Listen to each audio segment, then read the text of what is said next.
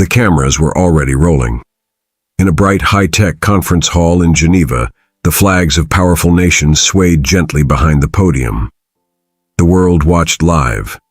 Journalists filled every corner: CNN, Al Jazeera, BBC, even African youth vloggers. Then he walked in. President Donald Trump adjusted his red tie, approached the mic, and with his usual confidence declared, "Africa will now follow a new model, designed by us, for them." His voice boomed. Charts flashed behind him. New trade restrictions, digital oversight, military partnerships, with no African voices at the table. Some clapped, some froze, but others whispered. Then came a sentence that stung millions watching across the globe. They should be grateful. Without us, there's no Africa worth talking about. Gasps. One journalist's pen dropped to the floor. Social media lit up within seconds. The words replayed on live feeds, over and over. But in a quiet corner of the hall, a man didn't move. Captain Ibrahim Traoré sat still, eyes locked forward. No anger, no flinch, just a slow breath. The storm had begun, and the world had no idea what was coming next. Trump had just stepped down, smiling, waving to flashes of cameras. A few diplomats clapped half-heartedly. Some whispered into earpieces, others simply stared. Then a voice on the intercom calmly said, "Next speaker, Captain Ibrahim Traoré, interim president of Burkina Faso." The hall paused. Slowly, Traoré stood. The room grew still, not out of fear, but something deeper. Respect, curiosity, a strange rising tension. His boots echoed across the polished floor. 1 step, 2, 3. He passed Trump's empty podium. Trump leaned back in his seat, arms crossed, still smirking. But Traoré didn't look at him, not once. When he reached the mic, he didn't speak. He looked at every leader, every reporter, every camera. Even children in West Africa watching from dusty classrooms held their breath. His gaze was calm but piercing, like a man holding a truth too heavy to carry quietly. One journalist later wrote, "It felt like he wasn't walking to speak. He was walking to put the world on trial." Then, Traoré adjusted the mic with a single hand and said softly, "Let me tell you a true story." And just like that, time stood still. "I want to tell you about a boy," Traoré began. No titles, no politics, just that voice, strong and clear. He wore a red shirt and sat in the sand outside his village in Burkina Faso. His school had one book, no roof, no teacher that day. He was learning by himself, with a stick, drawing math in the dirt. The cameras zoomed in. Trump looked confused. A few smirked, until Traoré's tone shifted. That same week, a drone flew over his village, an American drone.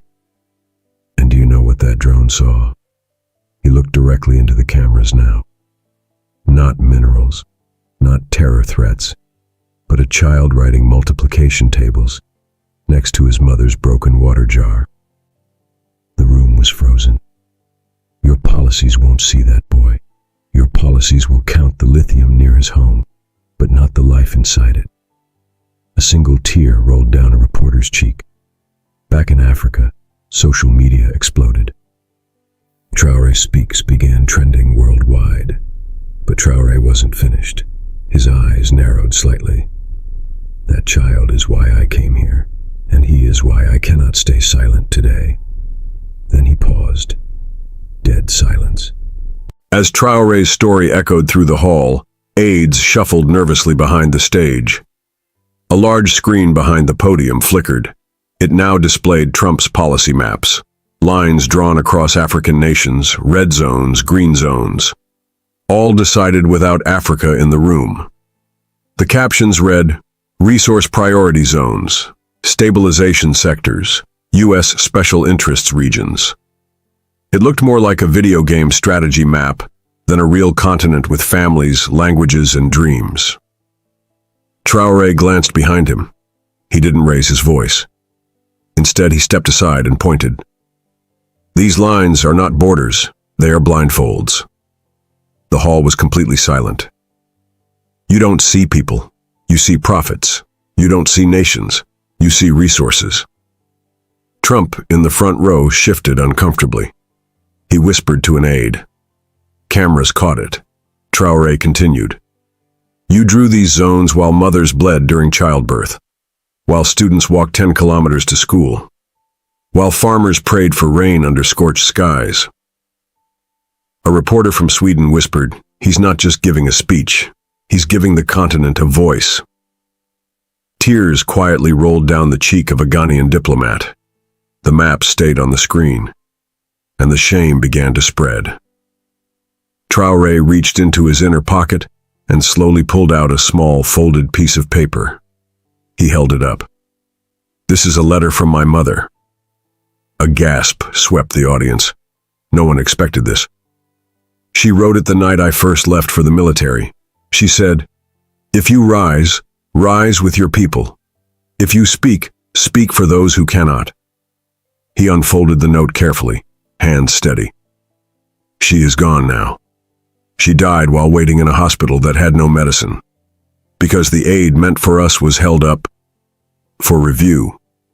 His voice did not shake, but many in the audience did. She didn't die from sickness. She died from silence. And silence is the policy we keep calling strategy. People looked down. Some wiped their eyes. A camera caught Trump blinking fast, visibly tense. Traoré held the letter up again. I bring this here not for sympathy, but to remind you. Behind every African policy you draft in rooms like this, there is someone's mother, someone's child, someone's dream. You never saw her face, but today she stands behind me. For the first time, even the loudest critics said nothing. The screen behind Traoré changed again. This time it wasn't a map. It was a photo. A small boy, no more than 7, carrying his baby brother on his back, walking barefoot down a cracked, dusty road. The sun hit their faces hard. In the distance, a crumbling school building. Traoré nodded to the image. I met him 2 years ago. He walked 5 kilometers to bring his brother to a clinic. The baby was sick. No transport, no money. Just hope. He didn't cry. He didn't beg. He just said, please, help him breathe. A woman in the front row sobbed. That day, the clinic had no electricity. We had generators, but fuel was delayed. Held in customs due to your sanctions.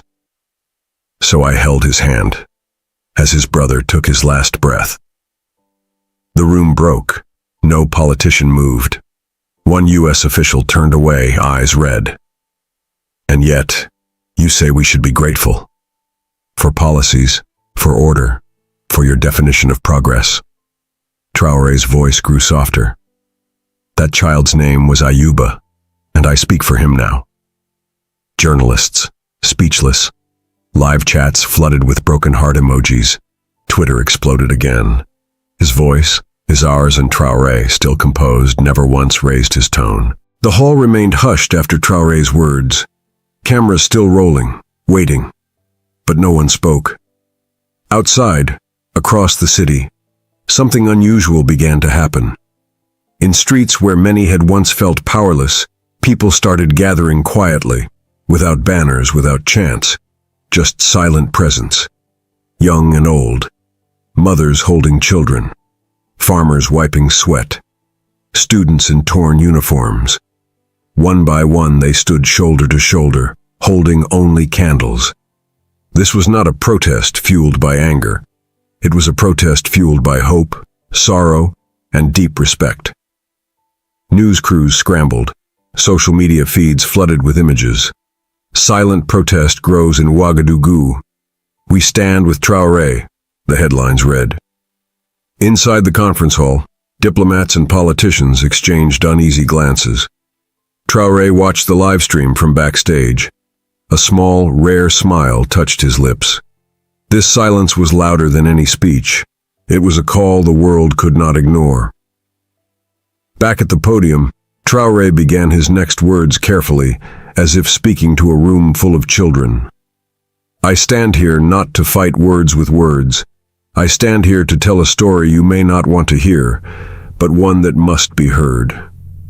He paused, looking each way. When my people wake before dawn, it is not because of the sun.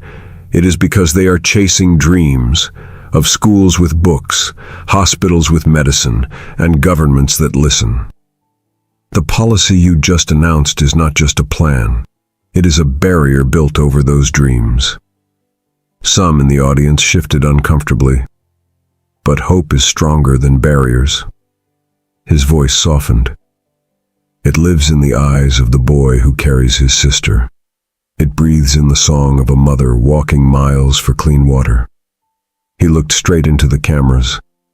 I am here to remind the world. Africa's strength is not what you give.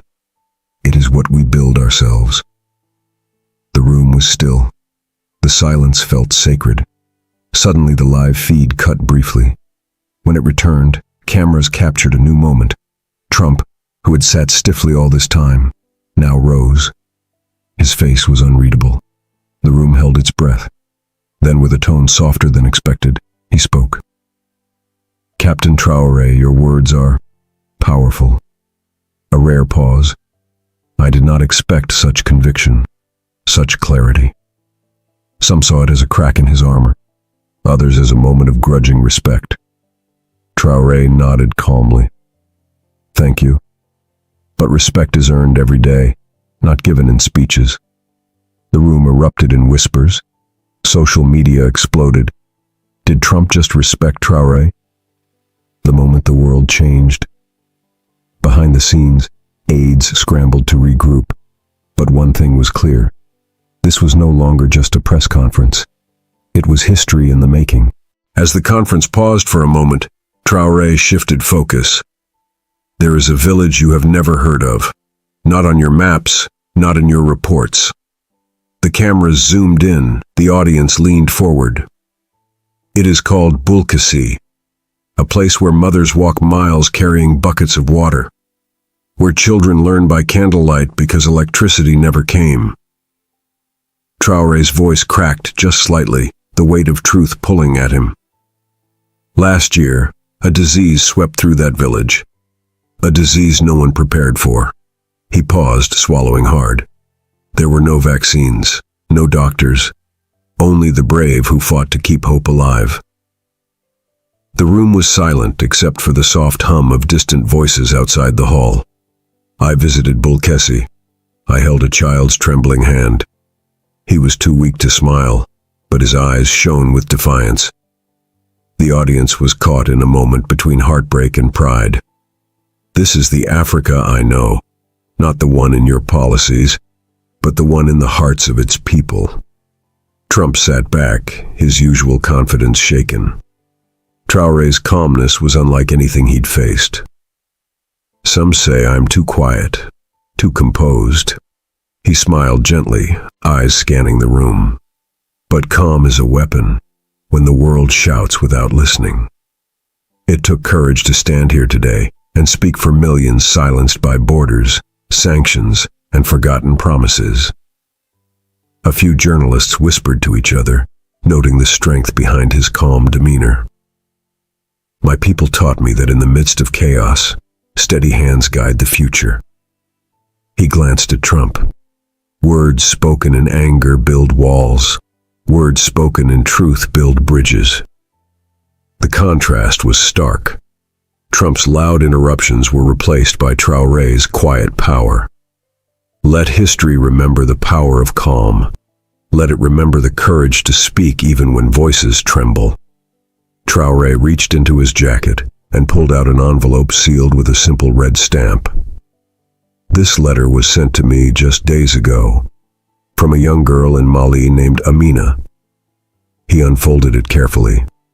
She wrote, Dear Captain, I dream of a day when Africa's children can sleep without fear, learn without hunger, and play without walls around their futures.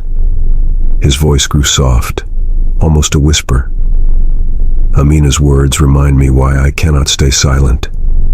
Why every policy must be measured not by profits, but by the lives it touches. Some diplomats in the room wipe tears discreetly. Amina's hope is now my responsibility, and yours. The cameras caught every expression: shock, awe, quiet tears. And I promise, as long as I breathe, I will carry that hope, loud and clear, until the world listens. The room fell completely silent. Social media erupted again. Carry the Hope was trending worldwide. Traoré's voice softened, his eyes distant, as if reaching into memories far away. I want to share a story from a mother in my country. She lost her youngest child to a preventable illness last year. The room grew quiet. Even the cameras seemed to hold their breath. She prayed every night for help. Not for herself, but for her children who still lived. When aid finally arrived, it was too late. The medicines were delayed by red tape and politics. He paused, swallowing emotion. Her prayer was simple. Let my children live in a world where help comes before loss. Journalists shifted uncomfortably. Some eyes glistened with tears. Her prayer is a call to all of us, to put humanity before policies. Traoré looked directly into the cameras. Because behind every statistic, there is a mother's hope and a child's breath. Traoré's posture stiffened, a quiet strength radiating from him. Leadership is not about power, it is about responsibility. When I became captain, I carried the weight of my people's dreams, their pain, their future. He glanced briefly at Trump, who listened intently. It's easy to speak loudly from a place of comfort, but it is harder to listen when silence is deafening. I am here to remind the world, true leadership serves those who cannot speak. The atmosphere shifted. Some leaders looked humbled. And when policies fail those people, it is not just a failure of government. It is a failure of humanity. Traoré's calm voice carried a quiet fire. The world will judge us not by our speeches, but by the lives we touch. Traoré's eyes brightened with a fierce hope. I stand here today to make a promise to the children who dream beneath the stars, to the mothers who pray in silence. We will build a future where no child fears sickness, where every voice is heard, and where every dream can grow. The hall was filled with a heavy silence, as if the world itself was holding its breath. This promise is not just mine. It is a promise to every human being who believes in dignity and hope. He lifted his chin, steady and strong, and I vow to carry this promise until it becomes reality. Social media exploded. Comments poured in from millions moved by his words. Promise to the Future began trending worldwide. Behind the scenes, even some skeptics began to nod quietly. The room was tense, every eye fixed on Traoré. He paused, then spoke with a calm so powerful it filled the space. Change does not come from shouting or anger. It comes from courage to face truth, even when it breaks your heart. He looked directly at the cameras, and through them, at millions watching. Today we have the chance to rewrite history, not with policies that divide, but with promises that unite. Suddenly, a wave of applause started. Quiet at first, then swelling. Even Trump, seated across the hall, stood slowly, clapping. This is a moment none of us will forget, Traoré said, eyes shining. The crowd was moved beyond words. Outside, as the conference ended, thousands gathered. Their faces reflected hope, tears, and resolve. Traoré walked among them, speaking softly. This is only the beginning. The journey is long, but our hearts are strong. Messages of support poured in globally.